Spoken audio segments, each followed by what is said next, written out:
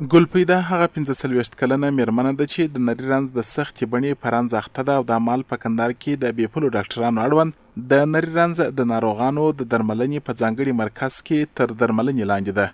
دغه میرمن د زابل د یوې لیرې غرنۍ سیمې اوسېدونکې ده چیرې چې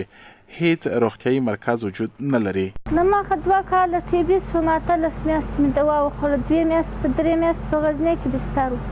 بیا په شاجوی کې 1 میاشت بستر وم، بیا 1 کال شاجوی دوا راته بیا دغه د کلات ډاکټر داود ته راوړم، اتیا هغه پیچکاري راکولې کور ته مې وړې او یا دانې پیچکاري راکړه، اتیا ښه شوم، دا 2 کاله شوم، 7 کال بیا ټي بي. دا یوازې ګلپیدا نه ده چې په دغه وژونکې ناروغي اخته سوې، بلکې په سویلي زون کې د نري رنځ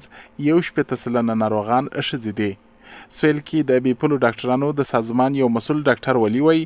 د نورو ترڅنګ ښځې په دغه ناروغۍ ډېرې اخته دي چې لامل یې کم پوهاوی، غربت، کمزوري خوراکي رژیم او په یوه کور یا خونه کې د ډېرو انسانانو اوسېدل دي. وګړو په لحاظ باندې په کندهار کې چې کوم موږ ارقام لرو، موږ ته کوم ناروغان راځي د کې د پوخ عمره خلک هم شامل دي، ماشومان هم شامل دي او ښځې هم شامل دي، خو زیاتره زموږ مریضان چې ناروغان دي هغه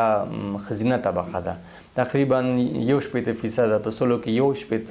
زموږ ناروغان هغه ښځې تشکیلوي. دی ویل له 2014 زیږدیز کال په دې خوا چې د بې پولو ډاکټرانو ټولنې په کندهار کې فعالیت پیل کړي، تر دې مهاله د نري رنځ د ناروغانو د درملنې په ځانګړي مرکز کې د 103 تنو داسې ناروغانو درملنه کړې چې د نري رنځ په سختې بڼې اخته سوي وه.